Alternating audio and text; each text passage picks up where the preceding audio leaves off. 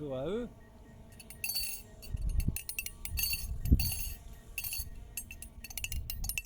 je suis Chris Léo.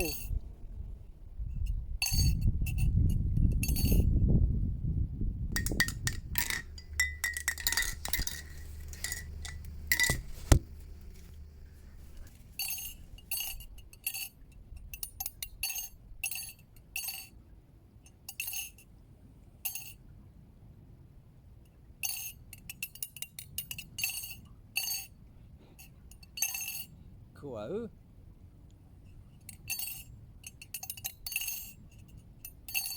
Alors aujourd'hui c'est l'Assomption. Aujourd'hui c'est le 15 août et le 15 août dans la liturgie chrétienne, ou du moins dans nombre de liturgies chrétiennes, je ne suis pas sûr que ça soit dans toutes. Bon, en tout cas le 15 août c'est la célébration traditionnellement de l'Assomption. L'Assomption c'est l'ascension de la Vierge. Et en ce qui me concerne, dans un travail personnel qui relève quelque peu d'une performance artistique, euh, il me plaît, notamment le jeudi de l'Ascension et notamment pour l'ascension de la Vierge, de faire mon ascension, une ascension symbolique que je fais en faisant justement cette ascension-là, en montant sur ce sommet.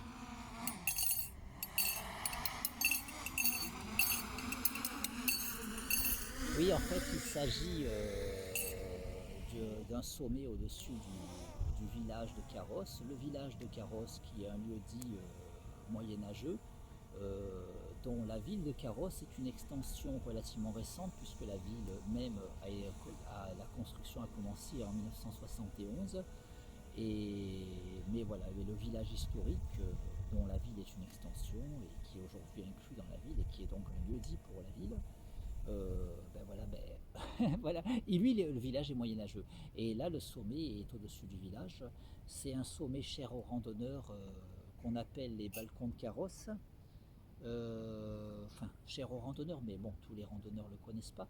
Il y a un sommet un peu similaire au-dessus d'un village voisin qui s'appelle le Baou de Saint-Janet, qui est beaucoup plus connu. Euh, Bon, en tout cas, dans les gens du coin, tout le monde connaît le Baoul. Enfin, c'est rare qu'on ne connaisse pas le Baoul de Saint-Janet. Et par contre, souvent, même beaucoup de carrossois ne savent pas qu'il y a un équivalent au-dessus du village de Carrosse. Bon, je dis pas tout le monde, hein, mais j'ai constaté que beaucoup, voilà. Et voilà, du coup, je compare au Baoul de Saint-Janet pour ceux qui connaissent quelque peu, voilà. Mais en tout cas, c'est au-dessus du village de Carrosse. Et voilà, mais pour ma part, j'habite dans la ville et je viens à pied jusqu'au village, ce qui est une distance qu'un grand marcheur trouvera dérisoire, mais la plupart des gens que je côtoie ne la feraient pas à pied. Et, et après, une fois au village, il faut monter sur ce sommet. Et déjà, il y a beaucoup de gens que je côtoie qui ne le feraient pas, même en partant du village, mais disons que généralement, ceux qui le font, qui montent sur ce sommet, ils ne viennent pas à pied de la ville.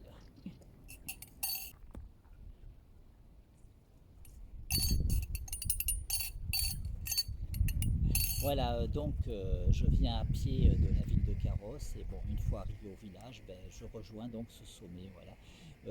Donc le tout à pied, puis après bon, je rentre à pied, voilà.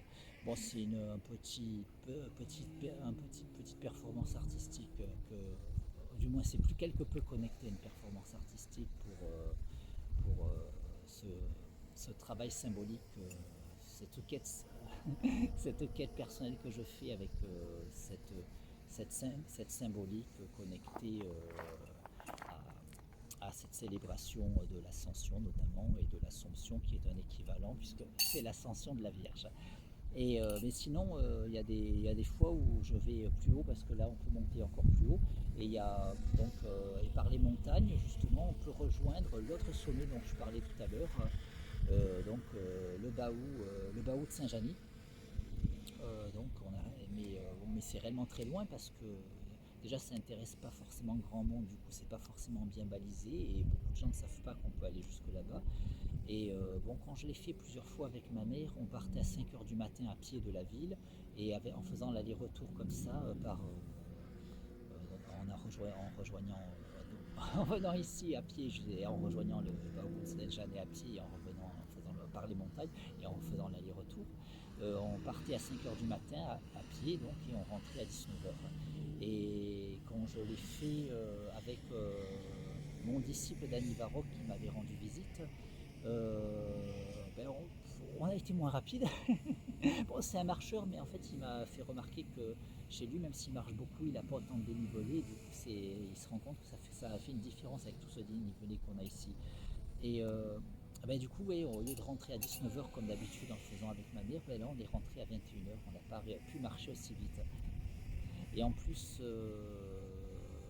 en raison de problèmes de santé qui me font passer beaucoup de temps au WC, je prévois de me lever tôt pour pouvoir être prêt tôt pour pouvoir partir à 5 heures du matin. Du coup, j'ai tenté de me coucher assez tôt la veille pour pouvoir me lever à 21 heures, il fallait. Et finalement, je ne me suis pas couché assez tôt, j'avais donc très peu dormi, mais j'étais levé à 21 heures et le temps de faire l'aller-retour, ben, il était de nouveau 21 heures. Du coup, j'avais fait le tour de l'horloge tout en faisant cet aller-retour qui est quand même assez sportif.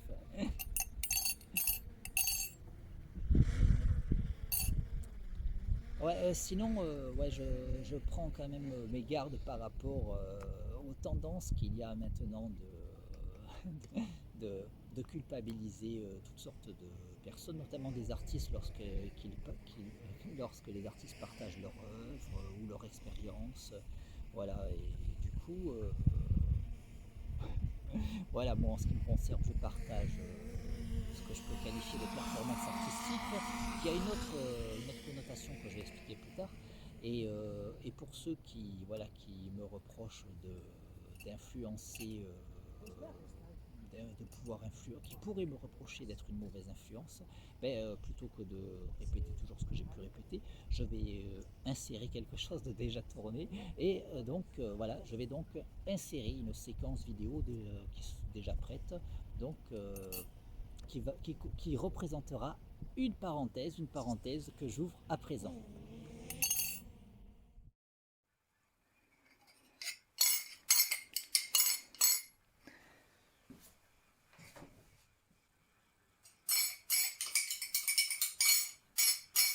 Au passage, il me semble important d'ouvrir une parenthèse.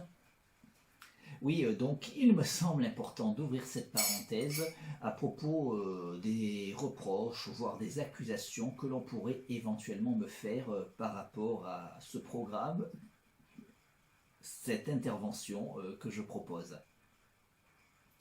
Euh, oui, donc oui, c'est parce qu'en fait, je me rends compte que c'est de plus en plus monnaie courante de reprocher aux artistes, aux créatifs, d'influencer de manière inappropriée le grand public, voire la jeunesse, et on a tendance à de plus en plus reprocher, voire faire même plus que reprocher, intenter des procès, lancer des procédures judiciaires contre ces créateurs.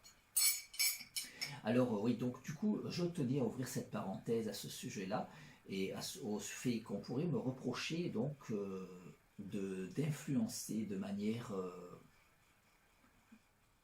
mal appropriée les autres, voilà. Et voilà, donc au sujet du fait qu'on pourrait me reprocher d'être une mauvaise influence, ben, je tenais déjà à répondre à ce sujet, ben, c'est que pour ma part, je ne cherche pas à influencer les gens, je ne cherche à influencer qui, je cherche à influencer personne, et d'autant que je ne me considère pas comme un influenceur. En l'occurrence, moi je me définis comme un artiste philosophe, un artiste et un philosophe, un artiste philosophe. Oui, je ne cherche à influencer personne, d'autant que je ne me considère pas comme un influenceur. Je me définis comme un artiste philosophe, et là, en la circonstance, davantage comme un artiste, et plus précisément comme un artiste performeur. Et en fait, cette intervention que je propose n'est rien d'autre à mon sens, qu'une performance artistique. Et Et on en pense ce que l'on veut, et ça n'engage que ma personne, et je ne demande à personne de suivre mon exemple. Et en ce qui concerne les libertés d'expression, aussi bien pour les philosophes que pour les artistes, ben oui, dans un monde où on a encore la liberté d'expression, et dans la mesure où, voilà, où je précise bien que je ne demande à personne de suivre mon exemple. Si quelqu'un a envie de le faire, mais ce serait son libre choix en fait. Et voilà, et du coup, voilà, moi je suis juste, je ne suis pas un influenceur, je ne me considère pas comme un influenceur, je me définis comme un artiste philosophe, et donc dans la circonstance particulière, plus précisément un artiste, et tout particulièrement un artiste performeur. Et en ce qui concerne cette performance artistique que je propose présentement, ça n'engage que moi, et je ne demande à personne de faire comme moi. Les gens font ce qu'ils veulent, je fais ce que je veux, voilà. Et on est censé avoir la liberté d'expression, et là je m'exprime, et on reçoit ce partage que je fais de mon travail artistique, comme on a envie de l'entendre, comme on a envie de le recevoir. Hein. On peut être juste un public, on en fait ce qu'on veut, on n'est pas obligé de faire comme moi. Voilà, je ne suis pas un influenceur, je ne cherche à influencer personne. Je suis un artiste philosophe, et là, je présente une performance artistique. Voilà, c'est une parenthèse que je tenais à ouvrir. Et maintenant, afin de revenir au programme que je propose, je ferme présentement cette parenthèse.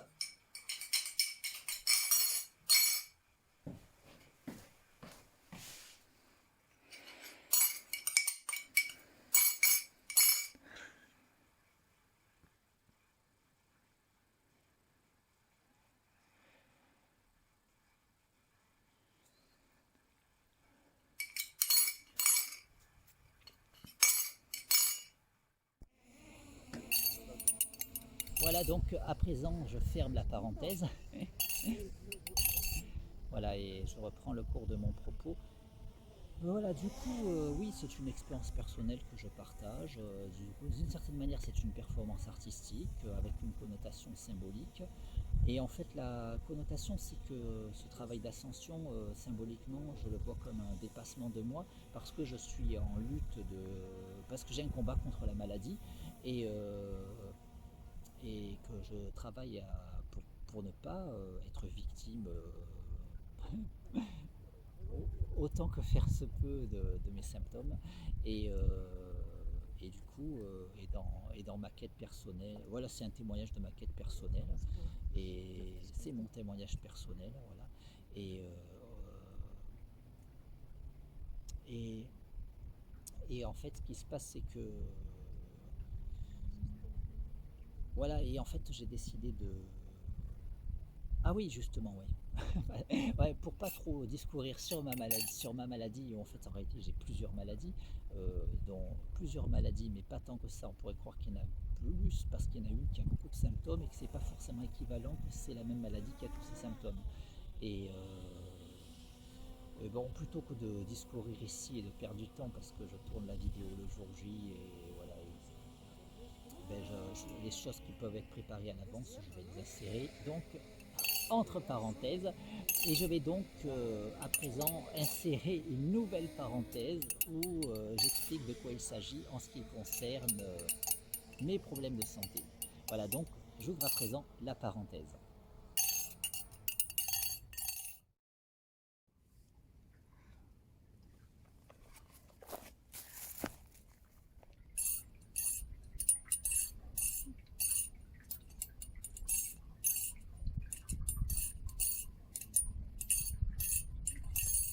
Voilà, donc je suis de retour pour ouvrir une parenthèse où je vais exposer dans les détails, mais en tâchant de quand même pas trop m'étendre, en allant quand même à l'essentiel, de quoi il s'agit en ce qui concerne mes problèmes de santé. Alors,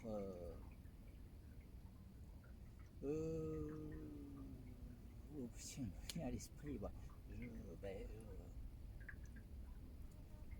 au-delà de, voilà, de différents problèmes qui sont somatiques, Alors souvent les gens quand tu dis somatique, souvent les gens ils disent somatique en pensant psychosomatique. En pensant, hein, si on veut bien m'excuser pour le barbarisme. Voilà, beaucoup de gens quand ils disent somatique, pour eux, ben, c'est comme quand il faudrait dire psychosomatique. Ce que beaucoup de gens ne comprennent pas, c'est que somatique, c'est ce qui a rapport au corps, à l'organisme. Et ce qui est psychique, c'est ce qui se passe dans notre psyché. Et aussi, les gens ne font pas la différence entre ce qui est neuronal, ce qui relève des neurones et ce qui relève du psychique. Et je ne suis pas en train de dire que le psychique, que le psychisme et que la psyché c'est l'âme. Hein. Je ne suis pas en train de dire ça. Tu peux avoir envie de considérer que c'est l'âme et ça peut fonctionner, la théorie peut fonctionner. Et tu peux ne pas considérer que c'est l'âme et la théorie peut fonctionner aussi. Ce qu'il y a, c'est que voilà, on a un corps qui nous est donné à la naissance, qui est l'héritage de toute une lignée génétique. Le cerveau en fait partie, hein, et le cerveau, ben, de par sa nature, ben, il aura un schéma neuronal et des activités neuronales qui seront la conséquence de sa nature innée en fait. Hein.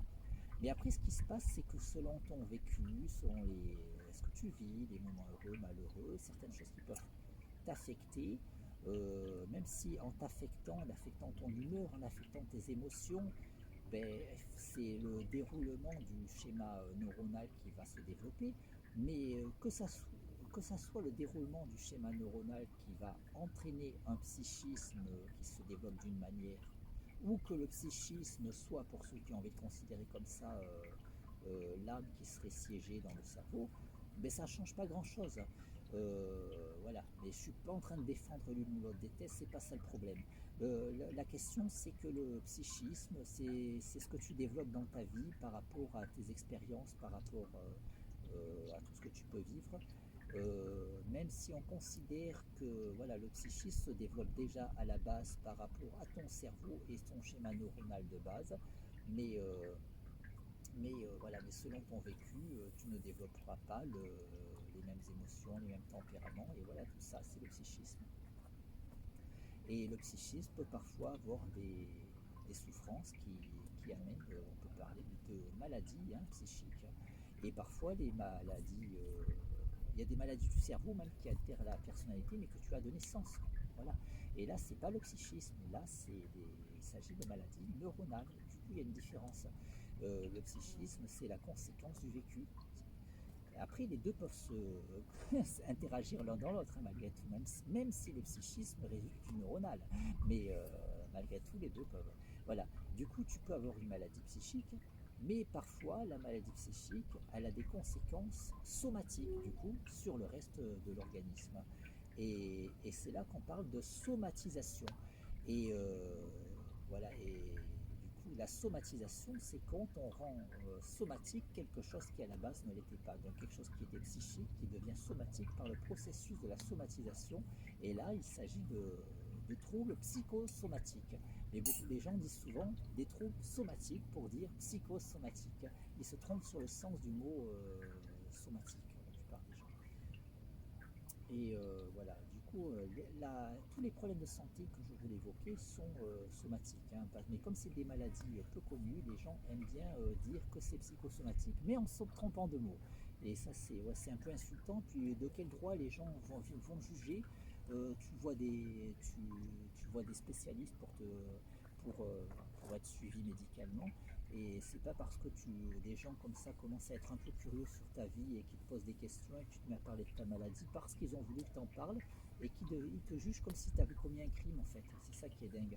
Du coup, quand tu as des problèmes de santé et que tu as une maladie peu connue, notamment une maladie orpheline ou plusieurs maladies orphelines, là si tu n'as vraiment pas de chance, et ben, tu as la double peine, la peine d'être malade et la peine d'être jugé parce que incompris par les autres et même parfois par les médecins parce que je l'ai précisé, voilà, l'OMS reconnaît la maladie principale que j'ai, elle est reconnue par l'OMS, mais comme elle est répertoriée depuis pas assez longtemps, la sécurité sociale qui a un bon train de retard toujours, Ben, elle a toujours pas reconnu. Mais du coup, tu as la double peine d'autant plus.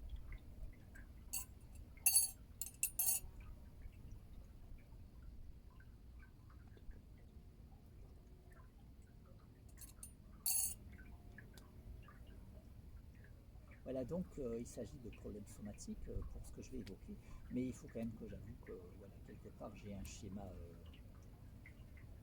personnel, émotionnel atypique, et ceux qui ont bien fait attention, même certains de mon entourage sans que je le dise, certains qui ont des expériences là-dedans. Donc compris, je suis dans le spectre autistique.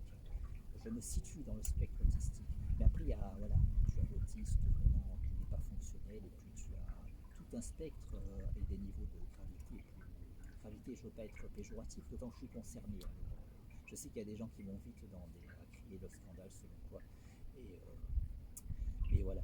Mais après, certains m'ont connu à une époque où je communiquais beaucoup plus difficilement.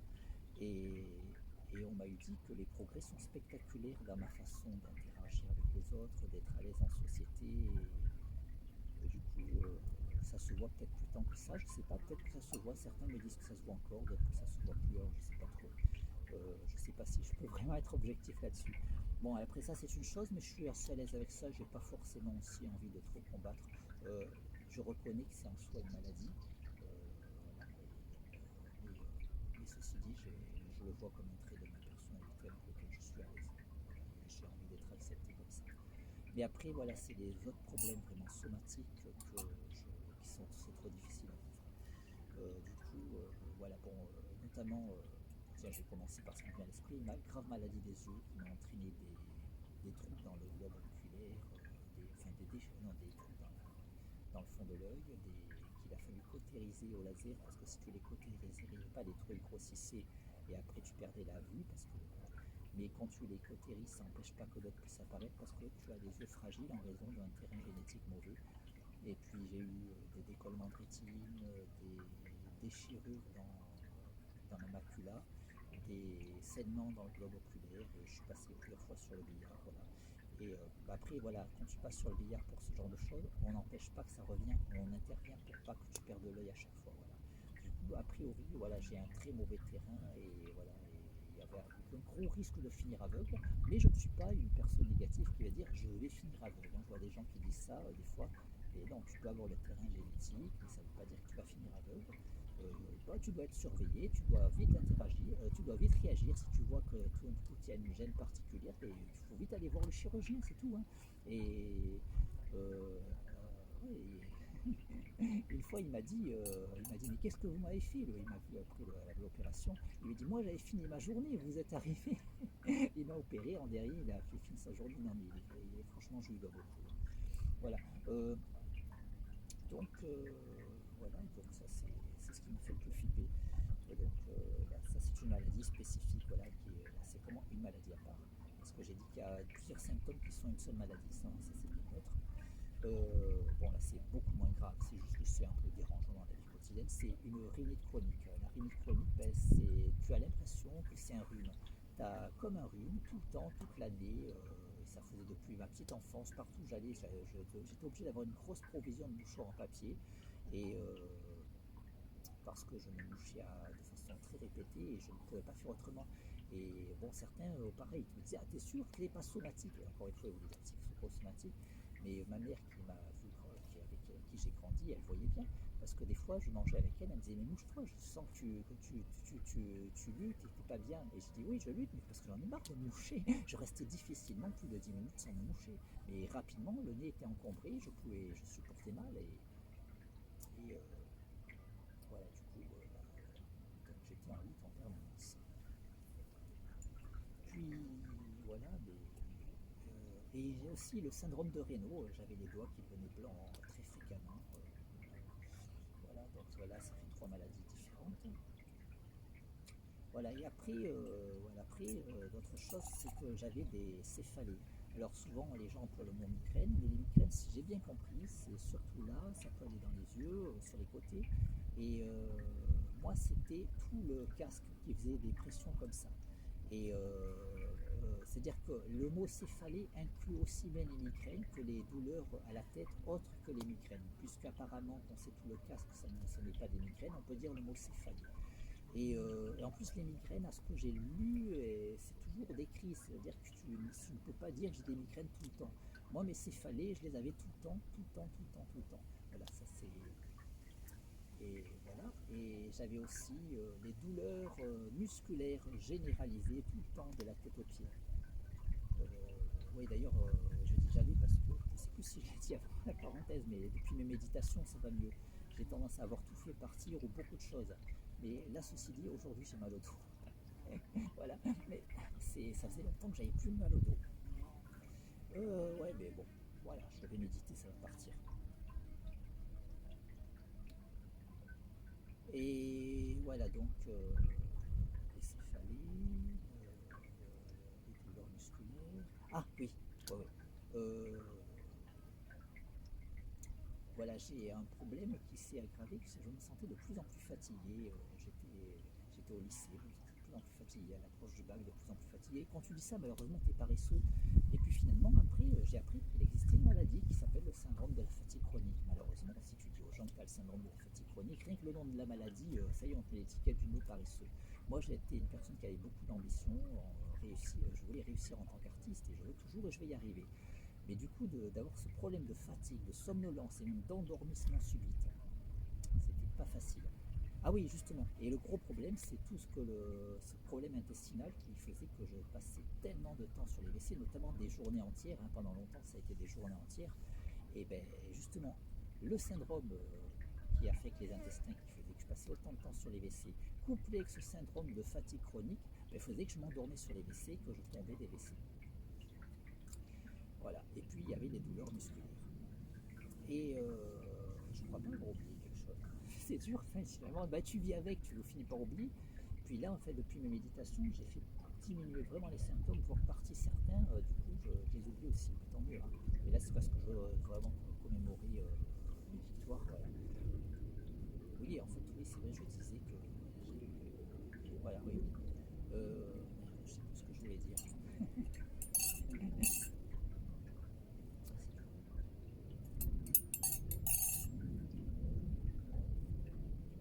Oui, oui, oui, oui, oui.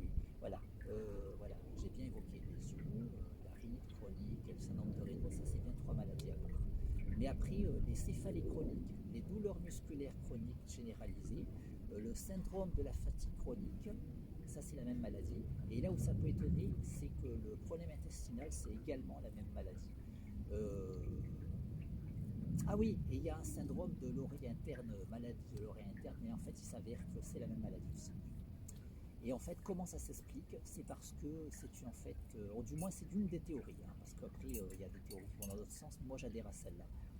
C'est qu'en fait la maladie, elle est neuronale. Et là justement je dis neuronale, pas psychique. C'est-à-dire que tu nais avec, hein, tu nais avec le schéma en fait. Hein. Et d'ailleurs j'ai appris par la force des choses qu'il y a des personnes de ma famille que je ne côtoie pas vraiment, qui ne le savent pas elles-mêmes, mais j'ai appris qu'elles ont les mêmes symptômes que moi. Et du coup, voilà. Et et ma mère, elle les a aussi. Bon, ma mère et moi, on se côtoie, du coup, certains peuvent dire qu'on s'influence, mais voilà, certaines personnes que je ne côtoie pas ont les mêmes symptômes. Donc, à mon avis, la même maladie. Et je suis sûr, mais bon, pour être objectif, je vais dire à mon avis. Et voilà, du coup, le truc, c'est que voilà, c'est une maladie en réalité qui serait neuronale. Et du coup, par exemple, il faut savoir une chose, c'est que le cerveau, beaucoup de gens croient que c'est que l'intellect. Déjà, c'est pas que l'intellect. Certains croient que c'est que, par exemple, tes humeurs ou quoi, si tu es dépressif. Non, non, c'est là, non. Le cerveau, c'est ton super ordinateur, c'est une unité centrale qui gère tout ton corps. Et si tu, selon la blessure que tu, par exemple, si tu as une blessure au cerveau, tu peux être paralysé des jambes parce que le cerveau commande tout. Si selon la zone du cerveau qui est blessée, tes jambes peuvent être impeccables et tu peux ne plus marcher, par exemple. Hein. Et par exemple, selon la blessure que tu as au cerveau, tu peux être aveugle tout en ayant des yeux impeccables parce que y a certaines zones du cerveau qui gèrent l'information envoyée par les yeux. Et c'est pareil pour la douleur. Tu sens des douleurs quand il faut les sentir parce que c'est un signal d'alarme, hein, pour pas que tu fasses n'importe quoi. Parce que le cerveau décide que tu les sens. Mais justement, c'est l'une des pistes que le cerveau, ben, il est déréglé de naissance. Hein, voilà, c'est une maladie qu'on hérite. Et du coup, il fait que tu sentes la douleur en permanence alors qu'il n'y a pas de raison. Du coup, et ça s'appelle syndrome polyalgique idiopathique diffus.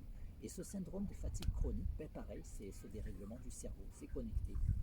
Et en fait, pareil, les intestins, on peut croire que, ben en fait non, c'est pas les intestins en fait, c'est pareil. C'est pareil, c'est le dérègle, le dysfonctionnement neuronal qui entraîne ce problème aux intestins aussi, et qui entraîne aussi les fameuses céphalées.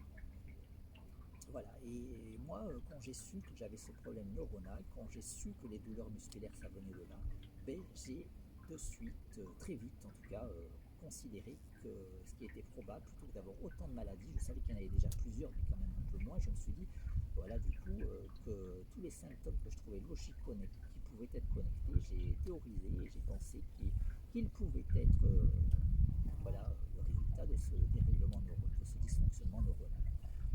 Et, euh, et en fait, il s'avère qu'aujourd'hui, c'est l'avis de beaucoup d'experts, et notamment c'est l'avis de l'OMS. Hein, j'ai vu des publications. Voilà. Et d'ailleurs, ma mère, pour sa maladie, elle a participé à des protocoles de recherche, et j'avais lu les papiers qu'on lui a fait signer. Ben, il était expliqué la même thèse que je développe aujourd'hui et que j'avais développé avant de voir ces papiers au passage. Voilà, voilà. Voilà, du coup, ouais, voilà, du coup, voilà, d'où la connexion en fait. Hein, voilà.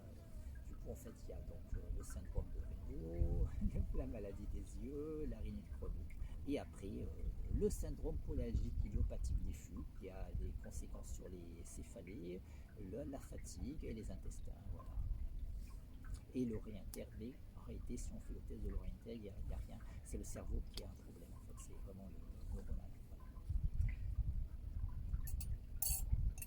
Ah oui, voilà, et aussi, oui, oui, c'est aussi une chose que je voulais évoquer, je ne sais plus si je l'ai dit précédemment avant la parenthèse, c'est que oui, il y a des gens qui, parce qu'ils ont ce syndrome polyalgique idiopathique diffus, choisissent de marcher avec un déambulateur et un respirateur, peut-être à cause aussi de la fatigue. Voilà, ben, je ne le fais pas et j'estime que ce n'est pas légitime. Je ne veux pas les culpabiliser, ils doivent penser, ils doivent considérer que c'est légitime. Je ne considère pas qu'ils veulent tromper le monde, mais à mon avis, ils se trompent eux-mêmes. Et alors, il y a ceux qui sont carrément dans un fauteuil roulant aussi, et ils ne sont pas paralysés. Hein. Cette maladie ne paralyse pas, elle crée des douleurs musculaires. Bah, d'ailleurs, j'ai mal aux jambes. Hein. Et ouais, elle crée des douleurs musculaires, cette maladie.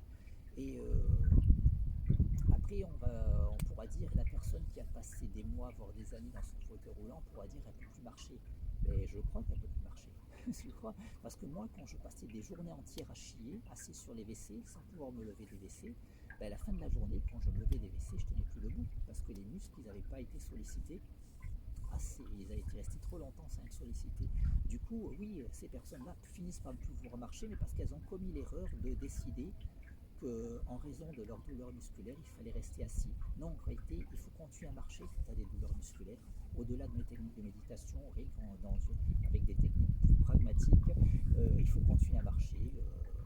Peut-être pas autant que moi, voilà, parce que voilà, j'en fais beaucoup, mais peut-être pas grâce à mes méditations, c'est ce que j'ose essayer de considérer. Mais simplement continuer à marcher. Quand tu es fatigué, tu t'assois sur un banc, tu t'assois, ouais, et tu t'assois même par terre si tu veux, mais tu vas pas pousser un fauteuil roulant pour t'asseoir comme le font certains. Enfin, moi, c'est mon avis, je trouve ça, je suis contre les idées. Voilà. Et voilà, c'est pour ça, il y a beaucoup de gens qui passent dans les médias, qui ont ma maladie, et voilà, qui sont en fauteuil roulant. En réalité, ils ne sont pas paralysés. Ils ont des douleurs musculaires et ils estiment que le mieux c'est de rester assis. En fait, oui, si tu ne sollicites pas les muscles quand tu as des douleurs musculaires, tu auras encore plus de douleurs. Comme je l'ai dit, quand je passais par le passé des journées entières à chier assis sur les WC, ben, quand je me levais, ben, c'était très très dur. Alors que maintenant que je passe beaucoup moins de temps sur les WC et que j'en profite pour beaucoup marcher, ben, ça va beaucoup mieux pour les douleurs. Alors si déjà tu chies beaucoup et qu'en plus quand tu chies pas, tu es sur un fauteuil roulant, ben, c'est dur. Bon, après les symptômes, ils ne sont pas forcément dosés pareil pour tout le monde. Euh, bon, personne n'est paralysé, hein, mais ce qu'il y a, c'est que certains chient moins.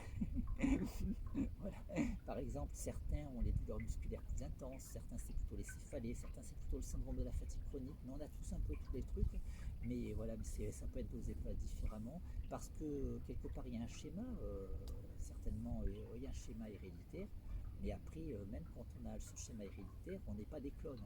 Et notamment ma mère et moi, on a un génome proche parce que mère et fils, mais on n'est pas des clones. Du coup, d'où des différences de symptômes qui ne sont pas forcément scrupuleusement identiques. Ce n'est pas scrupuleusement le bon dosage. Le même dosage. Voilà, bon, je vais arrêter cette parenthèse. En plus, là, j'ai des crampes, j'ai vraiment envie de bluffer.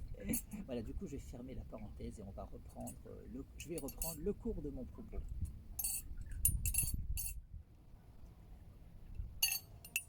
Voilà, donc je ferme maintenant la parenthèse. Voilà, donc au sujet de ces problèmes de santé, en fait, ouais, ouais, euh, il s'est passé que initialement, j'avais surtout l'ambition de faire une carrière artistique, principalement en tant qu'auteur de BD.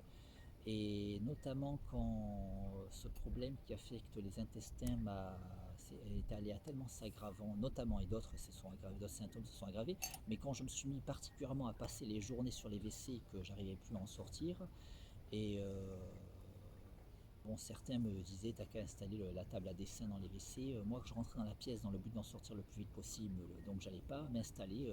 C'est comme si tu renonces. Et bon, malheureusement, j'ai eu 10 ans où j'ai passé des journées entières, la plupart du temps de 4h à 19h. Voilà, du coup ouais, effectivement, ça n'a pas été très productif. Alors certains me disaient que je pouvais lire au WC, mais moi, non, pareil, déjà, j'aime pas toucher des livres quand je suis au WC, je suis maniaque avec mes livres. Je suis un gros collectionneur de livres et hors de question de les toucher quand je suis au WC. Voilà, cependant, quand j'étais en terminale, j'ai découvert la philosophie et finalement ça a changé ma vie. C'est devenu une grande passion en plus de mes ambitions artistiques et j'avais décidé, j'étais parti dans une quête et à ce moment-là j'ai commencé à vouloir écrire un livre de philosophie, mais ou du moins des différents écrits philosophiques. Pareil, on m'a dit que j'aurais dû écrire au WC, mais c'est ça, je rentrais dans la pièce, je voulais en sortir le plus vite possible. Bon, je me suis retrouvé bloqué dans cette pièce malgré tout. Les 30 dernières années, quand même, c'était la plupart du temps, c'était là-dedans. J'ai passé la plupart du temps de ma vie là-bas. Mais j'ai eu vraiment les 10 premières années qui ont suivi le bac où ça a été vraiment que ça. En tout cas, vraiment la plupart du temps. Mais les 20 années qui ont suivi, en fait, c'était moins, mais c'est surtout parce que j'ai utilisé des méthodes mécaniques, médicales, que je vais éviter de décrire. J'ai fait des vidéos humoristiques qui étaient défouloirs sur ma chaîne YouTube. Certains trouvaient l'humour crade, mais en réalité, c'était défouloir parce que c'était vraiment connecté à ce que j'étais obligé de faire. Et, euh, et j'ai choisi d'en rire plutôt que d'en pleurer. Et moi, je considère que c'est plutôt un mérite de rire de choses aussi chiantes, aussi horribles, qui m'ont quand même bien fait chier et bien pourri la vie. Voilà. Bon, en tout cas, voilà, du coup, en réalité, oui, il n'y avait pas d'amélioration depuis ces 30 dernières années. Et si j'avais pas utilisé ces trucs crades qui dissuaderaient beaucoup de monde, j'aurais continué à passer mes journées entières au WC. Mais voilà, mais en tout cas, j'ai eu vraiment 10 ans où j'avais aucune solution qui fonctionnait et j'ai vraiment passé 10 ans à chier toute la journée avec quelques petits moments salimés, mais c'était très très rare. Ouais, ouais. Ouais. Bon, en tout cas, je vais éviter je vais pas rentrer dans les détails. Mais en tout cas, voilà, je voulais pas écrire, faire quoi que ce soit de créatif en rentrant dans les WC parce que je voulais sortir le plus vite possible, mais finalement, j'en sortais pas très vite. Mais malgré tout, voilà, même si je voulais pas vraiment travailler sur les WC, vu que j'étais parti peu de temps avant dans ma quête philosophique, une fois que j'étais assis sur les WC, que j'ai passé toute la journée, ça a été plus fort que moi, l'esprit n'allait pas rester à vide, j'ai cogité. Et voilà, en fait, il s'est passé que j'ai développé toutes sortes de théories de temps en temps, des réflexions, des véritables travaux rationnels. Hein. Et de temps en temps, quand je sortais, je me mettais à quatre pattes par terre et je griffonnais ce qui s'était développé, notamment sur des feuilles de mots croisés et voilà, et sur des pages dans des magazines de programmes TV. Et donc, il faudra que je regroupe tout ça, hein, parce que là, ça dort tout ça. Voilà, et bon, et après, quand j'ai pu, par les méthodes que je ne vais pas évoquer, passer moins de temps au WC, j'ai préféré me remettre à la BD. Mais bon, ça a été plus fort que moi. J'ai fait des BD plus bizarres que ce que j'aurais fait initialement. J'ai intégré carrément des réflexions philosophiques parfois entre les pages de BD. Il n'y a pas que ça, mais il y a d'autres différentes choses comme ça sont en marge de ce qui se fait habituellement en bande dessinée. Puis ouais, et puis il y a mon personnage Rodolphe Pinard qui est un philosophe un peu décalé, et en tout cas, pas comme moi, même si on n'est pas forcément des copies conformes, hein. Et, mais en plus, j'ai un traitement assez humoristique de la philosophie avec Rodolphe Pinard. Du coup, si on n'aime pas forcément la philosophie, on peut parfois apprécier aussi l'humour de l'œuvre, de la BD. Bon, en tout cas, ce qui s'est passé, c'est que au bout de près de 30 ans de philosophie, hein, j'en suis arrivé à développer. Ça s'est développé par étapes, mais au bout de près de 30 ans, là, c'est arrivé. Je ne suis pas encore à. Ouais. Non, je ne suis pas encore à 30 ans de philosophie. Voilà, mais je suis à près de 30 ans. Mais au bout de près de 30 ans de philosophie, déjà, c'est un moment que j'ai développé la théorie, mais par étapes, elle a avancé. Donc d'abord une théorie du tout, avec ce que j'appelle l'illusion du réel. Et après, finalement, j'ai développé des applications assez personnelles, quelque chose, ça atteint un niveau assez fantastique, voire même mystique. Alors oui, là aussi, ben, ouais, je sais pas. Oui, il y a des gens qui sont allergiques à la métaphysique, voire au mysticisme et tout ça, mais ils ont le droit, hein. Mais, euh, mais je ne suis pas le premier philosophe à développer des thèses métaphysiques. Et c'est un travail rationnel qui m'a amené à ça. On peut considérer que je me trompe dans mon raisonnement, mais comme moi je respecte les philosophes qui ont des thèses pragmatiques, plus pragmatiques que les miennes, ben, si on est vraiment dans une démarche philosophique, on doit me respecter dans la mesure où j'ai vraiment suivi un raisonnement. Et à la rigueur, avant de cracher sur mes conclusions parce qu'on est allergique à ce type de conclusion, ben, si vraiment on veut être objectif en tant que dans une démarche réellement philosophiquement saine, ben, il faut lire le raisonnement ou m'écouter quand je l'explique avant de le juger. Ben justement, si tu le juges avant, ben, c'est du préjugé. Et le préjugé, c'est ce qu'il faut vraiment refuser en philosophie. Oui, d'ailleurs, il y a des gens qui préjugent que je ne suis pas un philosophe parce que je n'ai pas beaucoup lu les autres auteurs qui m'ont précédé. Et je dis pas que c'est bien de ne pas les avoir lus, je dis pas que c'est mal de les lire, mais c'est par la force des choses. Disons que j'ai un peu lu quand j'étais en terminale, mais après quand je me suis retrouvé ces 30 ans essentiellement en VC, ouais, finalement j'avais pas envie de lire au VC. Mais quand mes réflexions se sont développées malgré tout, il y a un travail rationnel qui s'est fait. Il y a des philosophes qui ont précédé d'autres qui ne pouvaient pas avoir lu ceux qui les ont suivis. Moi, c'est pas que je pouvais pas les avoir lus parce qu'ils m'ont su, parce qu'ils sont arrivés après moi, c'est parce que j'étais enfermé au WC. Mais malgré tout, par la force des choses, c'est comparable. Et donc préjuger que mon raisonnement n'a pas de valeur philosophique parce que je n'ai pas lu les auteurs ou pas beaucoup lu les auteurs qui m'ont précédé, c'est du préjugé. En fait, la qualité de mon raisonnement, on peut la juger en lisant le raisonnement ou en l'écoutant quand je le partage en vidéo. Mais j'ai partagé des écrits aussi. Oui, il y a justement des écrits que je partage sur une plateforme participative, Tipeee. On peut voir le lien en fin de vidéo ou en description aussi. Et ouais, certains ont aussi crié au scandale que je partage. Comme c'est des thèses qui flirtent avec le mysticisme, on crie au scandale et à l'escroquerie. Si je partageais ce genre de thèse pour que les gens me soutiennent financièrement en n'y adhérant pas moi-même, avec la volonté d'abuser des gens, ça serait du charlatanisme. Mais j'y adhère moi-même. Et, euh, et c'est pas parce que ça flirte avec le mysticisme que ça relève du charlatanisme.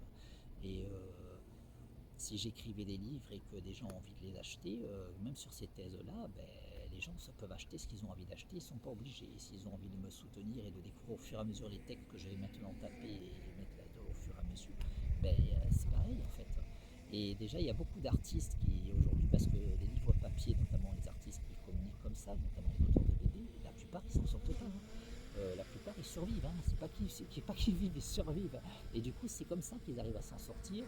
Les gens qui sont vraiment fans et qui peuvent, ils donnent un peu sur les plateformes. Beaucoup d'auteurs de BD sont sur des plateformes comme ça, ils mettent leur page de BD au fur et à mesure, et ceux qui soutiennent financièrement les voient au fur et à mesure avant la sortie de l'album.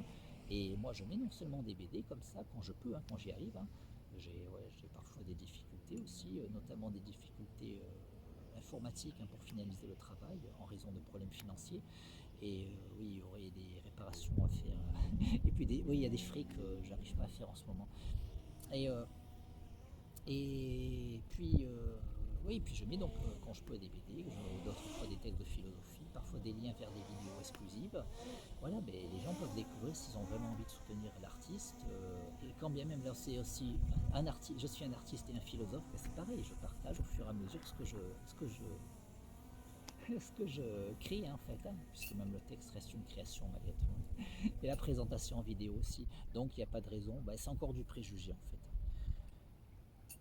Voilà, bon, toujours est-il que ce qui s'est passé, j'avais pas prévu, mais après près de 30 ans de philosophie, ben, mon raisonnement a atteint un niveau qui m'a permis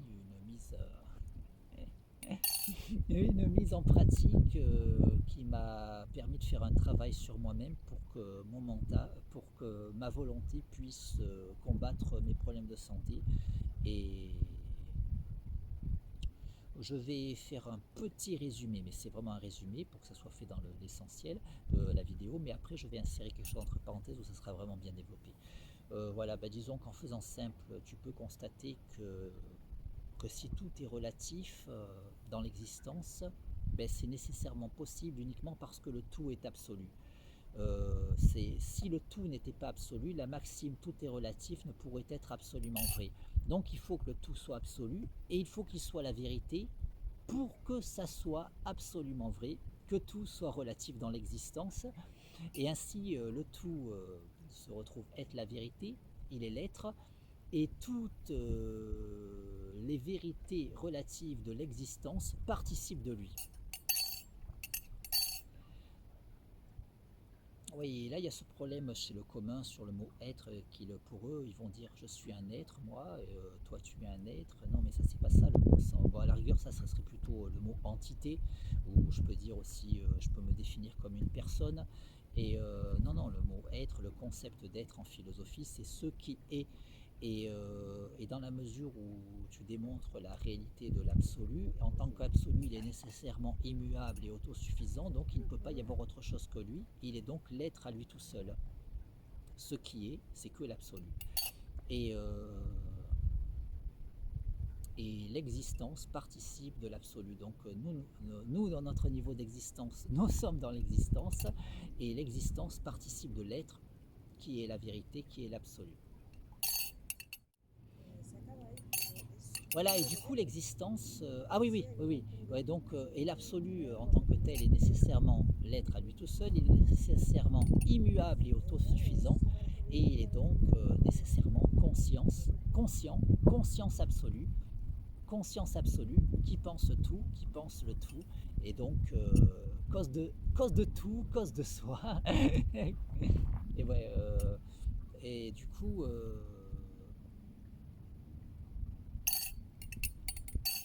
Oui, et là aussi on me reproche de mettre l'absolu au même niveau que nous en disant qu'il est conscient. Oui, sauf que si on écoute bien mon raisonnement, tout notre niveau d'existence n'est qu'illusion, y compris notre conscience.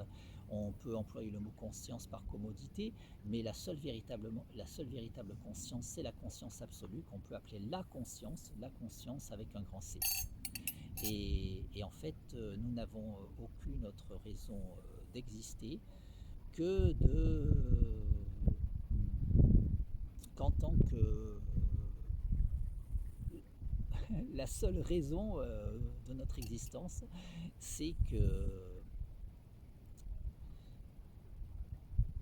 c'est la nature de la conscience absolue qui pense nécessairement tout, qui pense nécessairement le tout. Et la conscience absolue en tant qu'absolue, nécessairement immuable et autosuffisante, elle ne saurait être engagée dans un devenir, elle est donc, on peut parler visualiser une sorte d'instant éternel au cours duquel tout ce qui est pensé en son sein, nous on a l'impression que l'histoire a un déroulement, mais c'est pensé instantanément dans la conscience absolue. Bon, on peut s'énerver aussi sur le mot penser, mais euh, mais justement, si on va plus loin, quand je dis je pense, je suppose que c'est moi qui suis l'auteur des pensées qu'il y a en moi, alors qu'en réalité, si je fais bien attention, les pensées s'imposent en moi, mais elles s'imposent en moi, mais je ne décide pas de ces pensées. Et, euh, et certains me disent, ouais, mais tu décides inconsciemment, mais là c'est un préjugé. Tu sais qu'elles s'imposent en toi, mais rien ne te dit que tu décides inconsciemment. Voilà. Et du coup, sachant que j'ai conscience de l'absolu et que les pensées s'imposent en moi et que j'ai déjà démontré la réalité de l'absolu, mais du coup, ben, ce qui finit par s'imposer, c'est que ces pensées s'imposent en moi parce qu'elles émergent de l'absolu. Et en fait, quand j'ai dit que l'absolu pensait tout, ben, il pense l'existence, il me pense moi, et il pense les pensées qu'il y a en moi, ces pensées qui me donnent conscience de l'absolu parce qu'elles sont pensées par la conscience absolue. Du coup, quand je dis que la conscience absolue pense, c'est pas encore le mettre à notre niveau, puisque nous ne pensons pas. Et c'est pareil quand je ne peux pas dire non plus je suis, puisque la seule chose qui soit, c'est la conscience absolue. Et je ne peux d'autant plus pas dire je suis, parce que pour être, il faut se situer dans une totale stabilité, de façon à ce qu'il soit possible de définir ce que l'on est. Or, il en ressort que tout du long de l'existence, on a de cesse de changer, que tout change perpétuellement en nous, à tel point que l'on ne saurait nous définir. Et du coup, puisqu'on ne peut me définir, on ne peut définir ce que je suis vu que je ne cesse de changer, donc je ne suis pas. Je ne suis pas et je ne pense pas.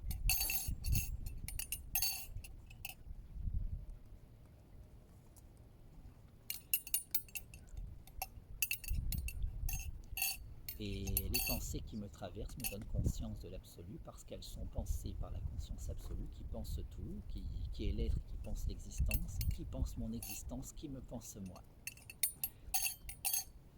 Et voilà, et du coup, j'en suis arrivé à la conclusion que puisque je suis je me situe dans l'illusion du réel, c'est comme une sorte de rêve partagé.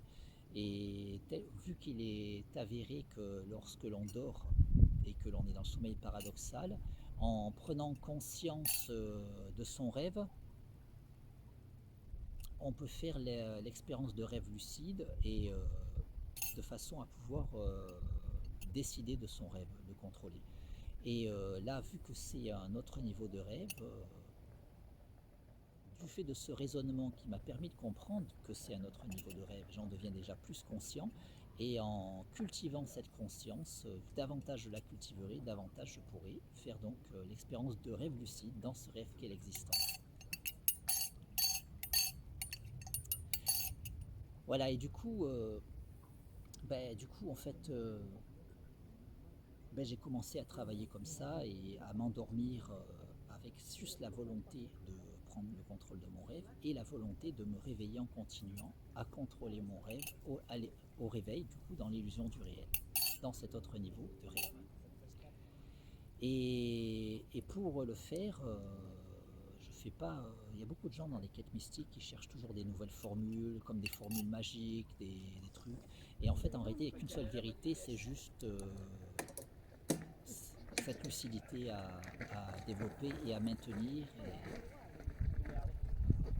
et à cultiver toujours davantage.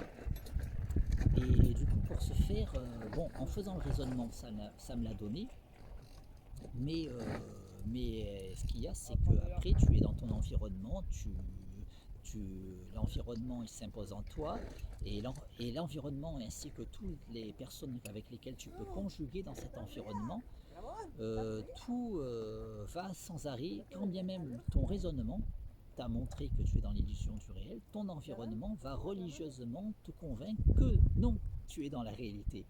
Et alors que quand bien même la raison te montre que tu es dans l'illusion du réel, ton environnement risque de te redonner sans arrêt la foi que tu es dans une réalité.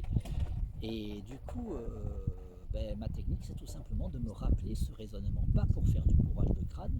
Le but, c'est de toujours le comprendre. Et en fait, en te le rappelant, tu revois toujours l'argumentation et tu écoutes la raison et tu évites d'être religieusement convaincu par l'illusion qui t'entoure et qui essaie de s'imposer à toi. Et du coup, ben, la parenthèse que je vais ouvrir, c'est justement le raisonnement bien développé, enregistré en audio, et, euh, et le raisonnement que je réitère et réitère, mais pas comme une récitation, hein. C'est-à-dire qu'évidemment, quand je fais des réitérations de ce raisonnement qui me permet de travailler ma lucidité, mais évidemment qu'il est très proche à chaque fois, mais c'est parce que je ne l'ai jamais appris par cœur, je ne cherche pas à faire du mot à mot comme une récitation, même si c'est très proche, mais c'est l'enchaînement causal qui doit se répéter, pas le choix des mots. Si le choix des mots varie ou les tournures de phrases varient, ça n'a pas d'importance, c'est le sens qui doit être le même. Euh, donc c'est ouais, l'enchaînement rationnel. Et du coup, oui, je me répète ce raisonnement justement pour conserver ma lucidité et en gagner toujours et gagner toujours davantage en lucidité de l'illusion du réel. Et du coup, avant de monter, pendant que j'étais en train de monter, j'ai enregistré en audio le texte et je vais faire un petit clip. À mon avis, quand je suis descendu de ma montagne, je vais peut-être tourner une petite séquence vidéo dans ma rue avant de rentrer chez moi. et, et puis je ferai un montage avec un clip dessus. Voilà, on pourra découvrir. Moi, je ne l'ai pas encore fait, du coup, je ne sais pas encore. Du coup, je vais découvrir aussi hein, au fur et à mesure du montage et après au revisionnage. Voilà, du coup, je vais donc ouvrir une parenthèse avec ce petit clip donc, que je présente entre parenthèses.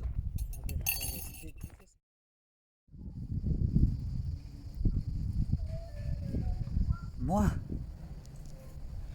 il y a des pensées en moi. Mais moi, je ne pense pas, car je ne décide pas des pensées qui s'imposent en moi. Ces pensées me traversent, je les ressens, je les exprime, mais je ne décide pas de ces pensées qui s'imposent en moi. Ces pensées que je ne choisis pas, ces pensées dont je ne suis pas l'auteur, ces pensées qui me traversent,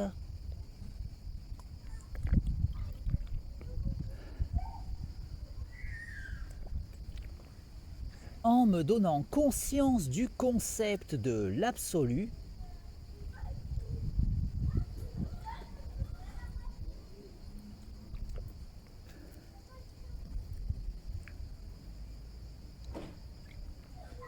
parce qu'elles émergent de l'absolu et parce que l'absolu est. L'absolu est, il est l'être. L'absolu est immuable et autosuffisant. Il est la conscience absolue qui pense tout, qui pense le tout. La conscience absolue qui est l'être et qui pense l'existence, qui pense l'illusion du réel, qui pense mon existence, qui me pense moi. Moi, je ne pense pas et je ne suis pas. Car je n'existe qu'en tant que pensée de la conscience absolue qui est l'être et qui pense l'existence, qui pense l'illusion du réel. La conscience absolue qui est l'être, la conscience absolue qui est nécessairement immuable et autosuffisante, la conscience absolue qui est l'être et qui pense l'existence, la conscience absolue qui est l'être et qui pense instantanément toute l'histoire de l'existence, la conscience absolue qui pense instantanément toute l'histoire cosmique. La conscience absolue qui pense tout, qui pense le tout.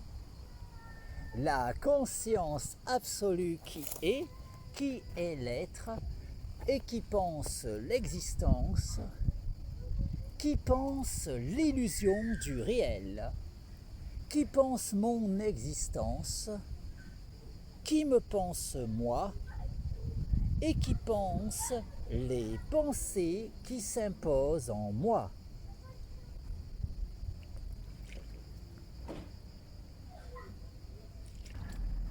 Ces pensées que je ne choisis pas, ces pensées dont je ne suis pas l'auteur,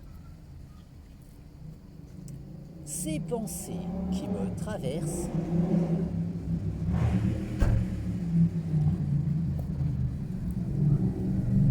en me donnant conscience de l'absolu, parce qu'elles sont pensées par la conscience absolue. La conscience absolue qui est l'être et qui pense l'existence, qui pense l'illusion du réel, qui pense mon existence, qui me pense moi et qui pense ma conscience.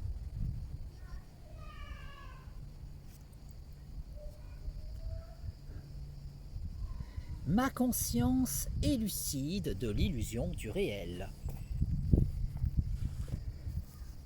J'ai conscience de l'illusion du réel. Ma lucidité de l'illusion du réel me permet de pouvoir faire cette expérience de rêve lucide.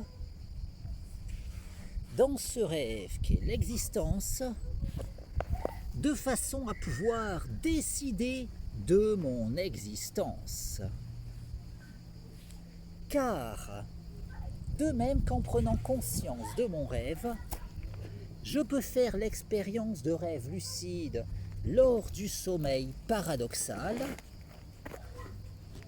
de façon à pouvoir décider de mon expérience onirique. Ma lucidité de l'illusion du réel me permet de pouvoir faire cette expérience de rêve lucide dans ce rêve qu'est l'existence, de façon à pouvoir décider de mon existence.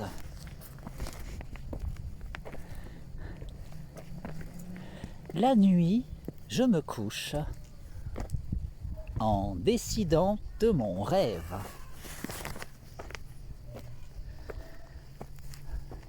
Le matin, je me lève en décidant de mon rêve.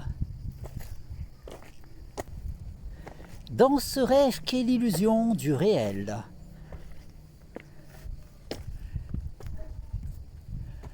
La nuit, je m'endors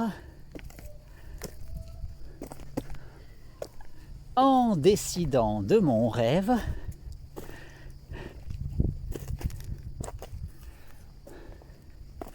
Le matin, je me réveille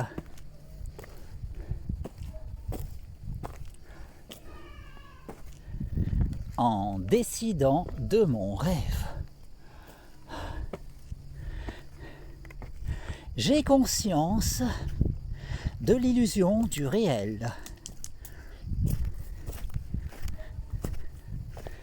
Je peux faire l'expérience de rêve lucide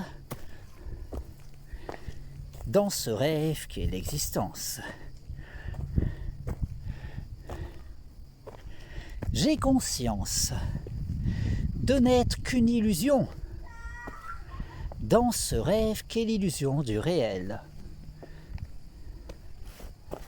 J'ai conscience de cette illusion qu'est ma vie. J'ai conscience de cette illusion qu'est mon corps. J'ai conscience de cette illusion qu'est ma conscience. Ma conscience peut faire l'expérience de rêves lucides dans ce rêve qu'est l'existence. Ma conscience peut décider de sa sérénité. Je décide de jouir de la paix en moi. La sérénité dans mon esprit, l'harmonie en moi. Mon harmonie corps-esprit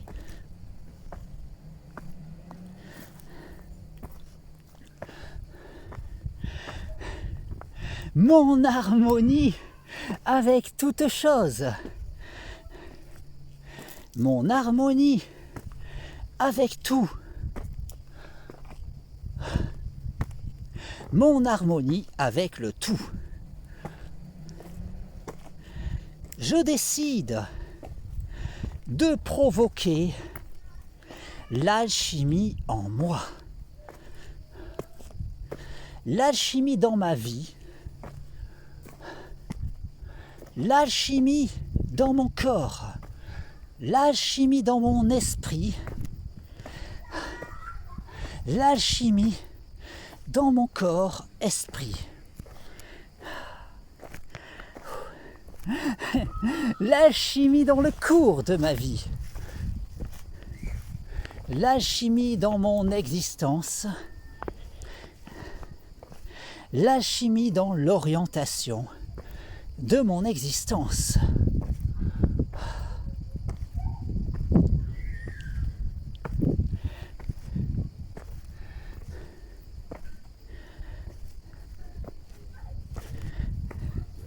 Je décide de cette illusion qu'est ma vie. Je décide de cette illusion qu'est mon corps. Je décide de cette illusion qu'est mon esprit. Je décide de cette illusion qu'est mon corps, esprit. Je décide du cours de ma vie.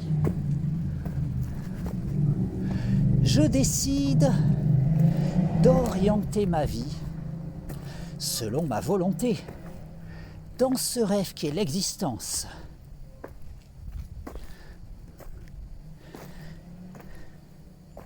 Je décide de vivre la vie de mes rêves. Dans ce rêve qu'est l'illusion du réel. Je décide de l'orientation de mon existence. Ma lucidité de l'illusion du réel me permet de pouvoir faire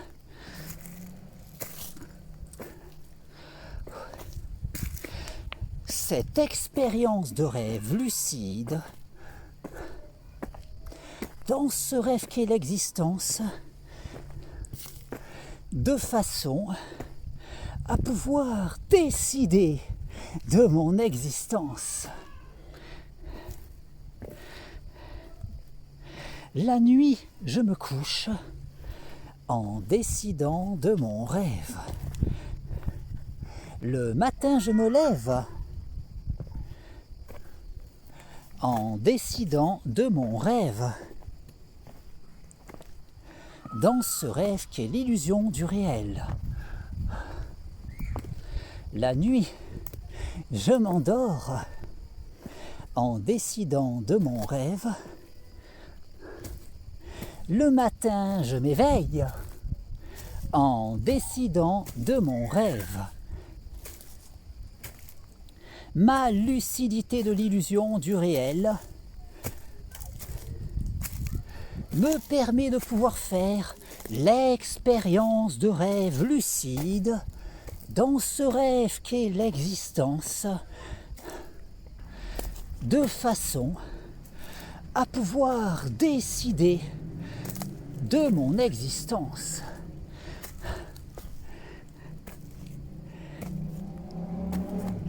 Et davantage, je cultiverai ma lucidité,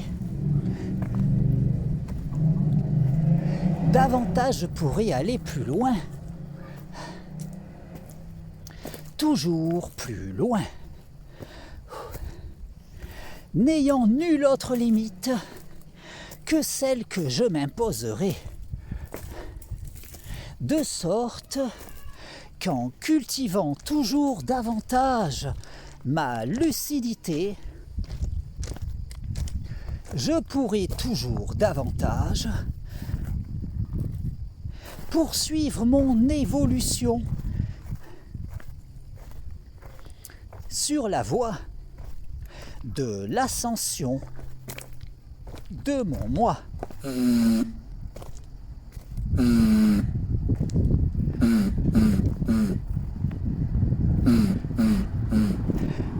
Awa.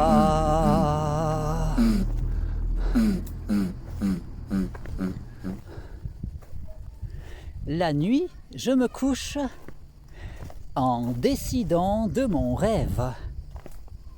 Le matin, je me lève en décidant de mon rêve, dans ce rêve qu'est l'illusion du réel. La nuit, je m'endors en décidant de mon rêve. Le matin, je m'éveille en décidant de mon rêve. Awa.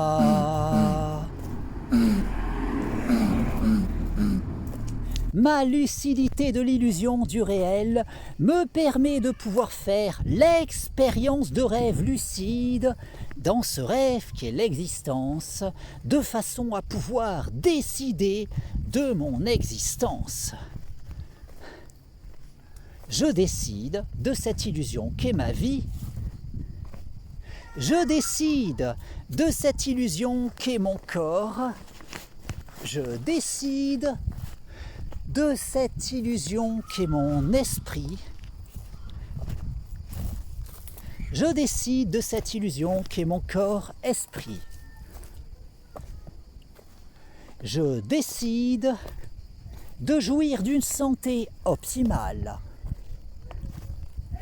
Je décide de jouir d'un corps en bonne santé. Je décide de jouir d'une santé optimale, corps-esprit.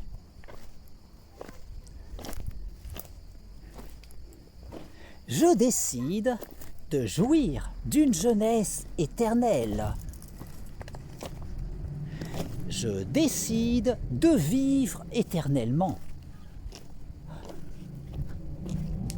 Je décide de vivre éternellement en jouissant d'une jeunesse éternelle et d'une santé optimale corps-esprit. Ma lucidité de l'illusion du réel me permet de pouvoir faire l'expérience de rêve lucide dans ce rêve qu'est l'existence,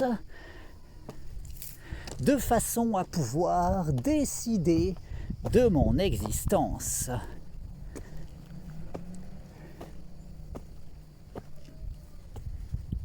La nuit, je me couche en décidant de mon rêve. Le matin, je me lève en décidant de mon rêve. Dans ce rêve qu'est l'illusion du réel. La nuit, Je m'endors en décidant de mon rêve. Le matin, je m'éveille en décidant de mon rêve.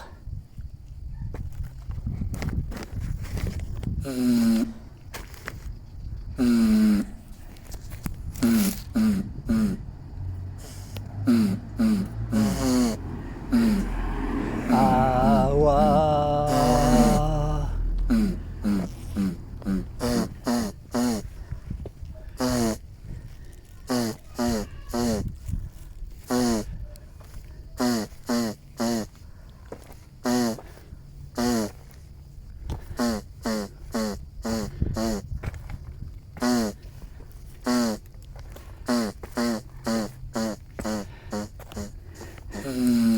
Awa.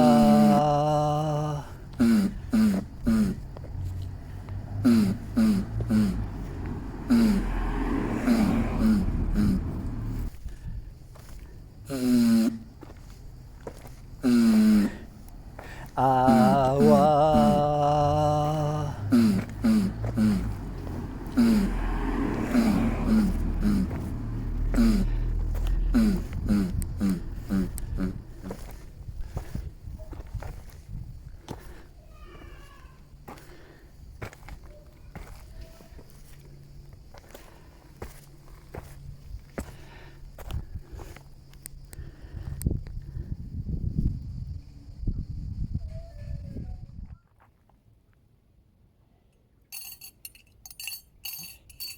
Voilà, donc je ferme à présent cette parenthèse. Voilà, je ferme la parenthèse. Voilà donc ce texte, voilà, sans chercher à le répéter mot à mot, juste l'enchaînement causal, le raisonnement, que je répète de mémoire parce que j'ai compris.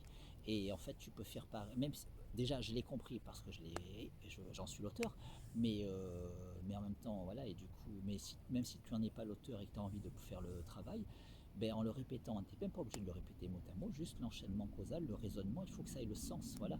Et il faut, bon, après, si tu as envie de l'apprendre, si tu as du mal, si ce n'est pas gênant, mais il faut le comprendre. Quand tu le répètes, il faut le comprendre.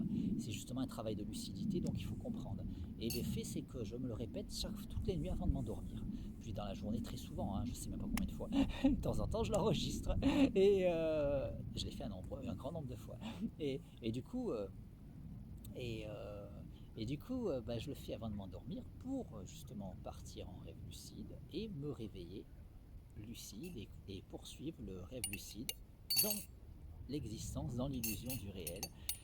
Et ouais, du coup, ouais, bon, voilà, du coup, pour améliorer ma santé et même pour aller beaucoup plus loin. Oui, parce que je médite aussi pour vivre éternellement en jouissant d'une jeunesse éternelle. Je vise une santé optimale corps-esprit en jouissant d'une jeunesse éternelle et en vivant éternellement. Et bon, et je veux aller plus loin, toujours plus loin, et c'est pour ça que j'appelle ça mon ascension.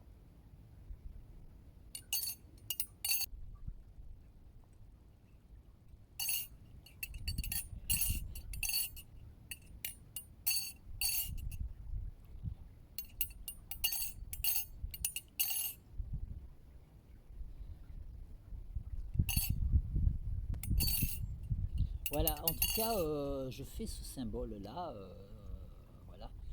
Si tu es chrétien, ce n'est pas une volonté pour moi de t'insulter. Si ça a un écho pour toi, ben, tant mieux. Hein. En fait, ça peut en avoir un malgré tout. Et moi, personnellement, je suis pas chrétien. Je suis dans une démarche philosophique et j'ai juste trouvé une forte connotation symbolique à faire mon rituel, justement le jeudi de l'Ascension et pour l'Assomption, puisque l'ascension de la Vierge, justement parce que je médite pour faire mon ascension, pour aller toujours plus loin, encore plus loin, vers l'absolu. Et, euh, et justement, comme ma première victoire sur mes problèmes de santé, c'est pas forcément le problème le plus chiant, Mais bon, j'ai amélioré en gros hein, tous mes problèmes, je vais mieux, même si de temps en temps justement ça régresse, mais ça tombe pas aussi mal que ce que ça a pu être. Et il faut que je cultive justement ma lucidité au quotidien pour me maintenir dans l'état, dans les progrès que j'ai pu faire et continuer à progresser davantage et après aller plus loin, justement, beaucoup plus loin, hein, pour devenir le surhomme. Mais voilà, la première grosse victoire, même si c'est pas le problème le plus chiant, au sens propre comme au figuré, c'était un problème assez notable et assez envahissant que mes proches pouvaient que remarquer. Donc c'est cette fameuse rhinite chronique qui donnait l'impression que j'étais enrhumé. Quelqu'un qui passait pour la première fois une journée avec moi croyait que j'étais enrhumé, mais après dès qu'on me côtoyait pendant des années, on voyait que c'était tout le temps, à longueur de journée, tous les jours, je me mouchais un grand nombre de fois et assez bruyamment, ce qui a même, d'ailleurs j'étais même mes confrères auteurs de BD, ceux qui m'ont côtoyé, j'étais en dédicace avec nombre d'entre eux et je faisais des concerts, hein, je me mouchais. Et il y a un auteur qui m'a surnommé le saxophoniste fou.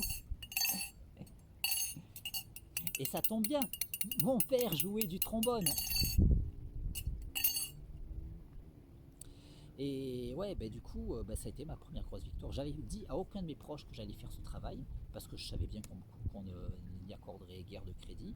Et souvent, les gens ils se disent rationnels et du coup, ils rejettent.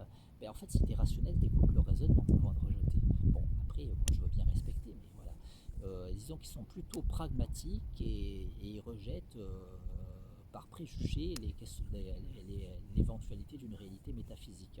Et disons que le philosophe ultime, en fait, il ne devrait pas avoir de préjugés tant qu'il n'est pas arrivé au bout, tant qu'il n'a pas assez avancé dans sa quête. Et en fait, à la base, tu ne sais pas si. C'est ce que disait Socrate, hein, je sais que je ne sais pas. Voilà, à la base, tu ne sais pas s'il y a une réalité métaphysique ou s'il n'y en a pas. Et au début de ta quête, c'est ce que tu dois déterminer. Quand bien même, et je respecte ceux qui vont dans développer une thèse pragmatique, hein, je les respecte. Hein, et justement, on peut comparer nos arguments, hein, c'est toujours intéressant. Et, euh, et puis quand même, j'ai beau rester sur mes convictions, même en comparant nos arguments, ceux qui ont des thèses pragmatiques, ils arrivent toujours à m'intéresser sur d'autres domaines quand je les creuse, hein, en fait. Hein. Les vrais philosophes, ils sont toujours intéressants, en fait. Hein. Et ceux qui ont des thèses pragmatiques, quand c'est des vrais philosophes, ils ne sont pas, ils ne sont même pas agressifs avec ceux qui ont des thèses ou autres. Hein.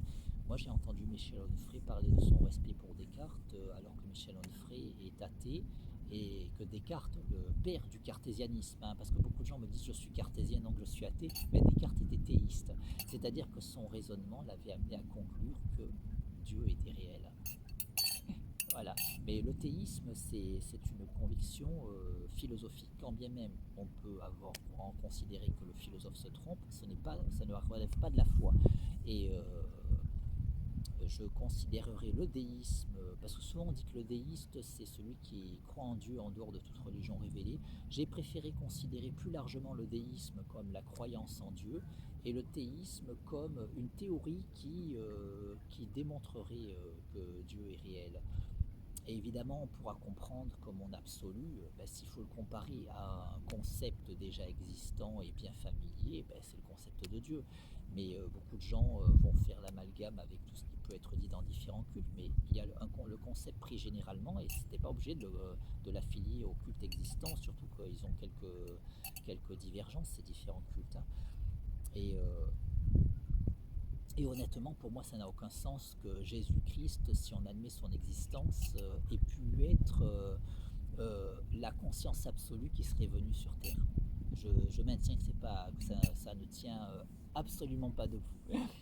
Par contre, on peut très bien admettre l'éventualité qu'il a existé et l'éventualité qu'il a suivi un processus comme le mien et que ça a pu être déformé dans le temps et qu'il ait fait son ascension par un travail méditatif en devenant lucide de l'illusion du réel. Du coup, ça serait un illustre prédécesseur dans mon travail personnel. En plus, il y a une chose qui m'a souvent frappé, c'est que si tu lis les évangiles, la façon de présenter, la façon que Jésus a de présenter son travail avec les paraboles, ça ressemble beaucoup à la façon dont Platon et Socrate que Platon cite, hein, présentait justement avec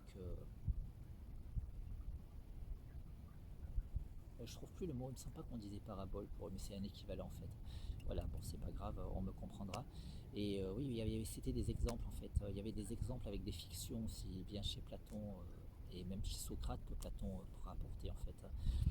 Et du coup, surtout qu'en plus, quand on rapporte la vie de Jésus, il y a un trou de quasiment 30 ans où on ne sait pas si on admet l'éventualité qu'il a existé.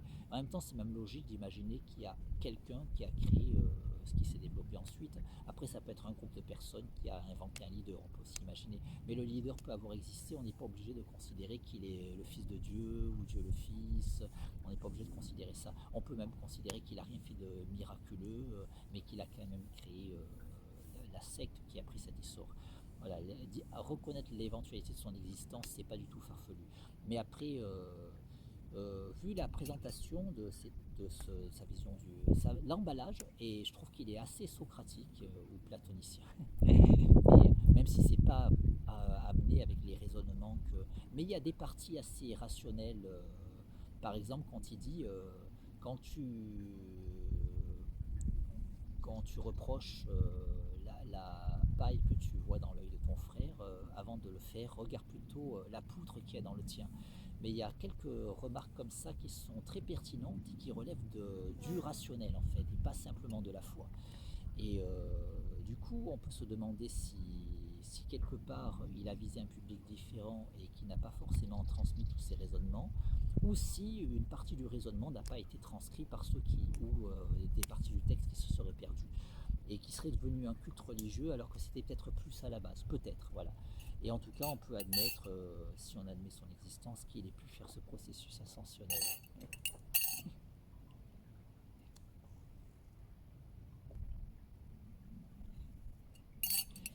Voilà, quoi qu'il en soit, voilà, moi je n'ai pas la foi au christianisme ou autre chose. Voilà, et du coup, oui, c'est vrai, il y a une côté symbolique, et après, on peut admettre des éventualités comme je fais, voilà. Et comme disait Socrate, je sais que je ne sais pas. Voilà. Et, mais voilà, mais je ne suis pas insultant, je n'ai pas la volonté d'être insultant envers ceux qui ont cette foi. Et, et s'ils peuvent se reconnaître dans ma démarche malgré tout, j'en ai eu côtoyé qui se reconnaissent, hein, tout, voilà. Mais voilà, mais moi c'est pas parce que je me reconnais tristement dans le culte chrétien. En même temps aussi Christ, il me semble que ça veut dire éveillé, tout comme Bouddha. Après oui, nous on a surtout les fêtes chrétiennes qui sont marquées dans le calendrier. Je les ai pris comme des dates symboliques et j'ai pas pris que ça, hein. Parce que je monte aussi pour le 4 mai, parce que le 4 mai c'est le Star Wars Day. Et je suis un grand fan de Star Wars. Et d'un point de vue symbolique, cette puissance que je tire du tout, grâce à mes méditations, ben, en hommage à Star Wars, un peu avec humour, je l'appelle la force du tout. Ah ben tiens, je vais ouvrir une parenthèse pour expliquer l'origine de ce terme, la force du tout. Donc j'ouvre à présent la parenthèse.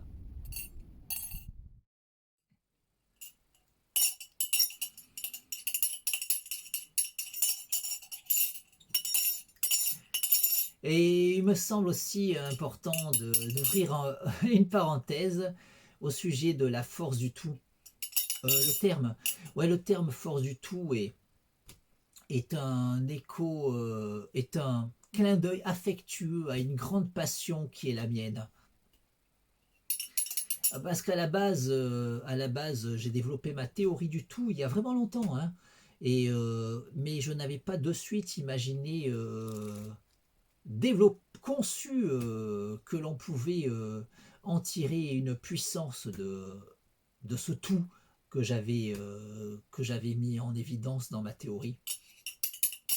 Et quand j'ai développé cette capacité, que j'ai mis en évidence dans ma théorie que l'on pouvait développer cette capacité, quand j'ai commencé à développer mes réflexions sur le fait que je pouvais faire ça, je n'ai pas nommé ça la force du tout, hein, en fait, en réalité. Ce qui est dingue, c'est que c'est mon disciple Danny Varrock qui a eu l'idée d'appeler ça la force du tout. Et cette idée m'a beaucoup plu, et sachant que, euh, en raison de cette passion particulièrement importante chez moi en tant que nerd,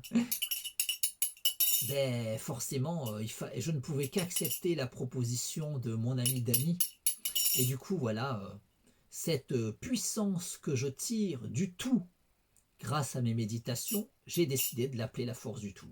J'ai donc d'abord développé ma théorie du tout.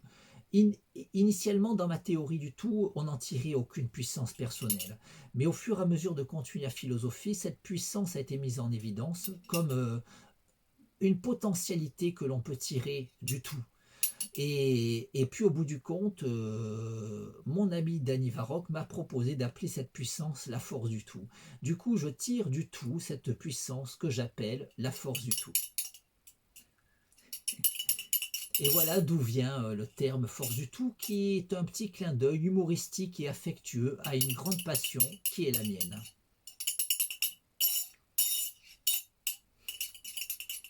Et comme me l'a fait remarquer mon disciple Danny Varrock au sujet de la force du tout, je n'ai pas été le premier à en parler parce que y a une célèbre chanteuse, Lara Fabian, qui en a parlé dans sa chanson Tout. Parce que Lara Fabian, dans sa chanson Tout, elle nous dit comme ça Tout, je n'ai plus la force du tout. Ah oui, donc on peut constater que ainsi Lara Fabian nous partage qu'avant elle avait la force du tout, mais aujourd'hui elle ne l'a plus.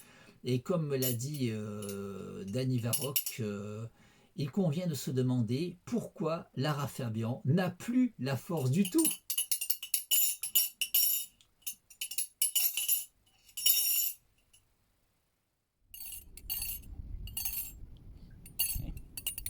Voilà la parenthèse que je ferme à présent. Voilà, du coup, voilà, ma première victoire étant Marinette Chronique. Je l'avais pas dit sur Marinette Chronique, je l'avais pas dit. Il y avait le syndrome de Raynaud, hein, mes doigts qui devenaient tout blancs, tout ça, ben c'est fini, hein. Et là, c'est totalement fini. D'autres symptômes sont juste très très allégés, mais voilà. Mais voilà, mais aussi bien le rhinite chronique que le syndrome de Raynaud, c'est fini, ça vient plus. Et d'ailleurs, au passage, je me lave à l'eau froide depuis une bonne dizaine d'années, tous les jours. La chaudière est éteinte, pas de chauffage, voilà, eau froide, voilà, euh, tous les jours de l'année, même au plus fort de l'hiver. Je sors même comme ça maintenant en hiver, hein, et comme ça là, comme ça, voilà, au plus fort de l'hiver, moi je sors comme ça. Et j'attrape plus de rhume, j'attrape plus rien, et je marche de plus en plus. Voilà, c'est mon processus ascensionnel. Et voilà, et du coup, comme ma première victoire, en tout cas sur mes problèmes de santé, c'est sur ma rhinite chronique. Ce problème, voilà, mon travail méditatif, je ne l'avais pas communiqué parce que les gens, je savais qu'ils allaient avoir des réactions viscérales et qu'ils allaient rejeter, qu'ils n'allaient pas y accorder crédit. J'ai attendu que mes proches, qui ne pouvaient que remarquer ma rhinite chronique, tellement je me mouchais à longueur de journée, tellement c'était bruyant, notamment ma mère qui avait très mal aux oreilles parce qu'elle a les oreilles sensibles, dans son elle me disait d'aller moucher plus loin. Dans son deux pièces, je passe très souvent du temps avec ma mère, mais dans son deux pièces, même plus loin, elle m'entendait, elle avait toujours mal aux oreilles. Du coup, un jour, elle s'est exclamée, elle m'a dit, mais qu'est-ce qui se passe, Chris? Tu te mouches plus? Voilà, du coup, elle a pu que reconnaître le miracle. Et d'ailleurs, quand je fais des grandes randonnées avec ma mère, même quand on est parti avec mon ami Danny Varrock à 5 heures du matin et qu'on a marché jusqu'à 21 heures, pendant tout ce temps, je ne suis pas mouché. Et Dany, quand il m'a connu à distance, il a vu que je mouchais beaucoup parce que je partageais sur les réseaux sociaux, parce que je jetais les. J'avais fait une poubelle générale, et pour justement pour des raisons économiques. Déjà, j'achetais des quantités de mouchoirs considérables parce que je les achetais, les mouchoirs en papier, quand ils étaient en promotion. J'en avais toujours dans mon sac à dos, partout où j'allais, même déjà à l'école primaire et dans le cartable. J'en avais beaucoup parce que je mouchais beaucoup.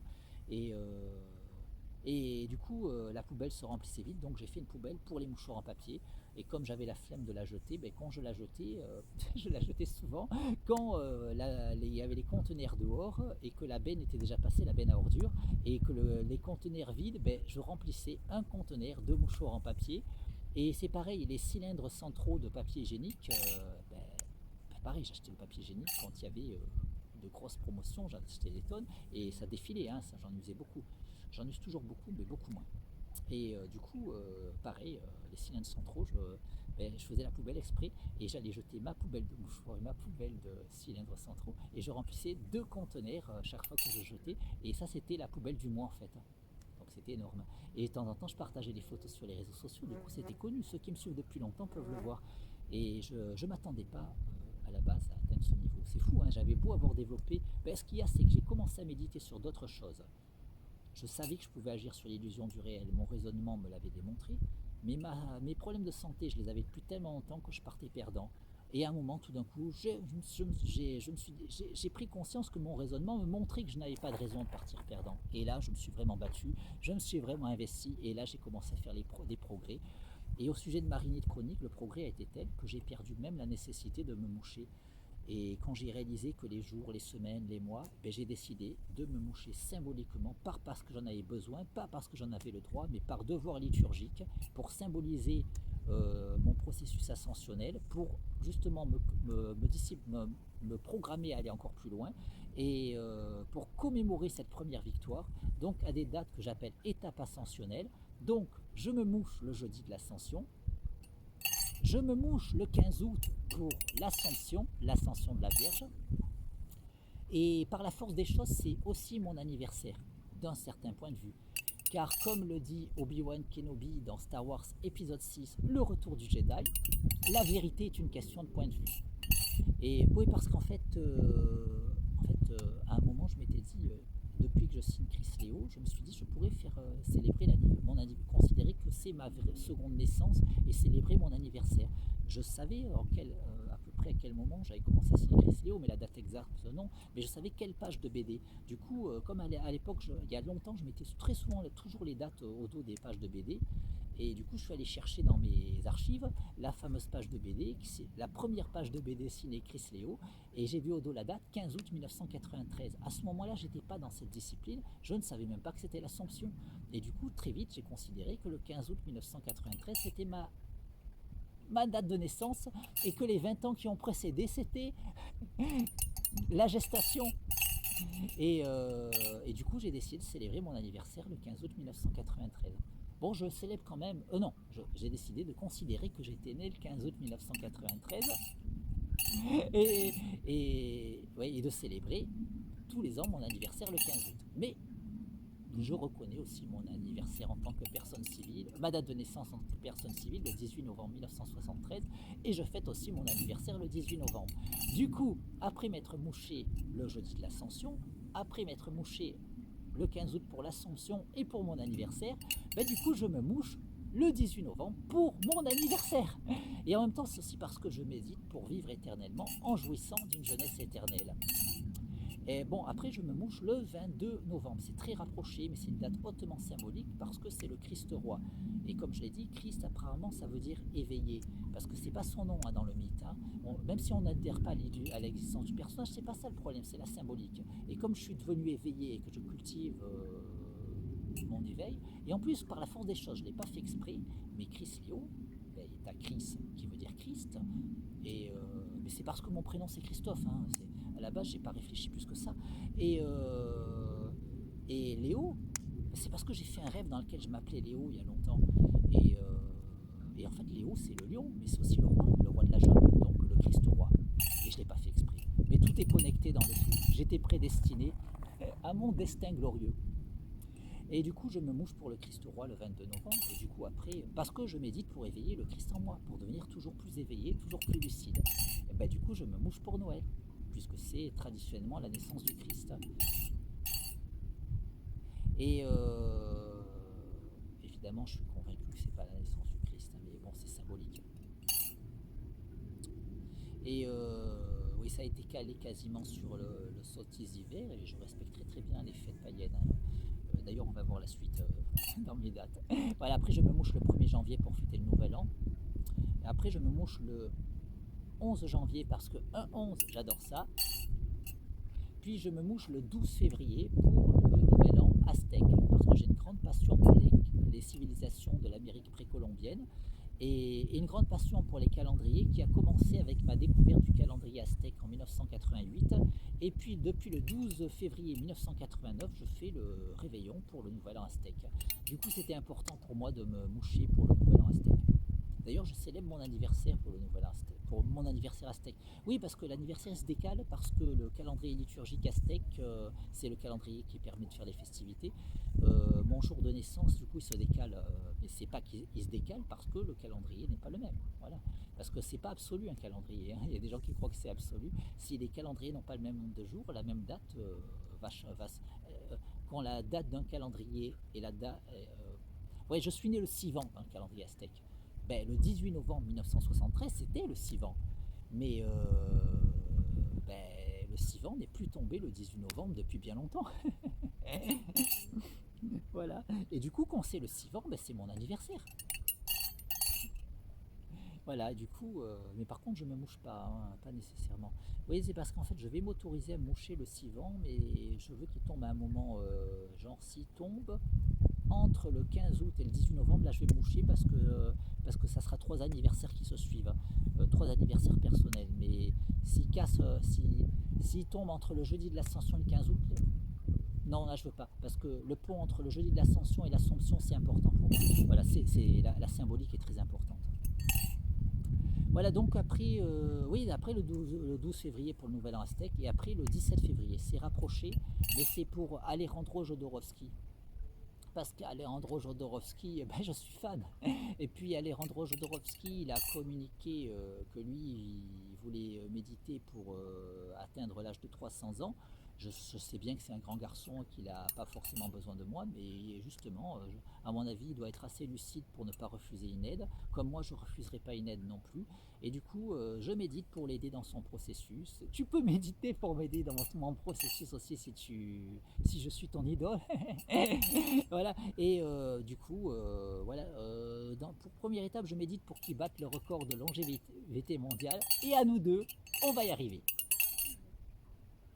Voilà, et après je me mouche le 4 mai pour le Star Wars Day, pour éveiller la force du tout en moi. Et puis ensuite,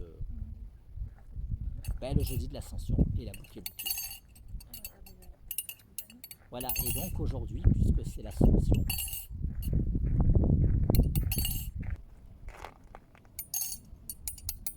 voilà, donc aujourd'hui, en raison de mon travail, de ma quête ascensionnelle, en raison de mon travail liturgique, aujourd'hui pour cette journée d'étape ascensionnelle, donc pour cette journée du 15 août de l'Ascension qui est couplée avec mon anniversaire, donc aujourd'hui je vais me moucher. Et au passage, comme j'ai enregistré ma théorie en audio pendant que je montais. Du coup, je me suis mouché parce que j'ai voulu mettre un mouchage dans l'enregistrement audio, mais une fois, hein, je me suis mouché. Après, je ferai peut-être des montages où je le répéterai plusieurs fois, mais je ne veux pas abuser quand même. Je me suis mouché une fois. Et voilà, mais le mouchoir, j'ai essayé de le réutiliser parce que je me suis mouché, mais ça ne fait pas grand-chose, hein, on peut voir. Hein. Et il faut savoir qu'avant que je parte dans mon processus ascensionnel, quand je me mouchais, les mouchoirs, il fallait les jeter de suite. Hein. Et d'ailleurs, j'ai des paquets de mouchoirs que j'ai depuis un paquet d'années, je ne sais même pas d'où ça vient. Hein. Et à un moment, je craignais d'en avoir presque plus parce que je n'ai plus la nécessité, mais je me mouche pour mon processus ascensionnel, pour mes étapes ascensionnelles. Du coup, il aurait fallu en acheter. Mais là, je vois que même dans ce sac à dos, j'avais pas percuté parce que j'ai plusieurs sacs à dos que j'alterne selon où je vais. Et là, en ce moment, je mets beaucoup dessus. Il y en a plein de paquets de mouchoirs. En fait, j'en trouvais plus dans mon appartement, mais là, ça y est, il y en a dans le sac à dos, il y en a dans d'autres sacoches parce que j'ai des sacoches que je change de sacoche selon où je vais. Et des fois, ça pourra sortir avec les vêtements. Mais en fait, j'en ai encore plein. Et ça date parce que j'en ai acheté tellement de provisions, parce que je les ai achetés quand ils étaient en promotion, parce que je les usais vite. Et puis, je suis parti dans mon processus ascensionnel. J'ai guéri tellement vite. Mais maintenant, j'ai encore des tonnes de mouchoirs. Des fois, il y a des magasins qui n'existent même plus. À un moment, il y avait Leader Price à Garros. Il n'existe plus. Mais je ne sais même pas s'il existe ailleurs en France, parce que je sais qu'il y a plein de Leader Price qui ont été rachetés par Aldi. Mais est-ce que c'est tous les Leader Price? Je ne sais pas. À Garros, on a Aldi. Voilà, bon, en tout cas, du coup, des fois, il y a des raretés. Hein, ouais. Mais d'ailleurs, c'est pour ça aussi que depuis mon processus ascensionnel et que mes douleurs musculaires ont tendance à ne quasiment jamais revenir, j'ai du paracétamol périmé à utiliser avant 2017.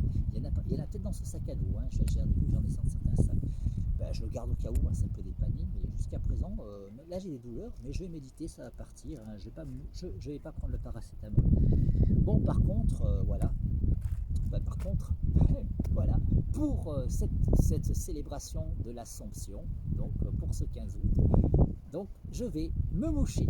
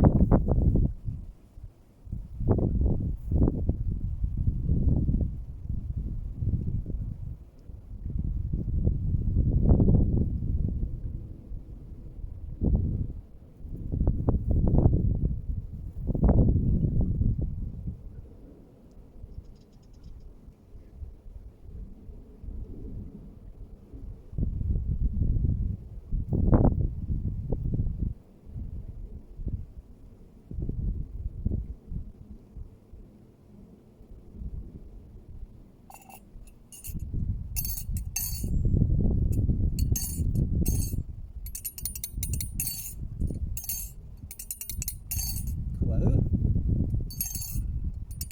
à bientôt.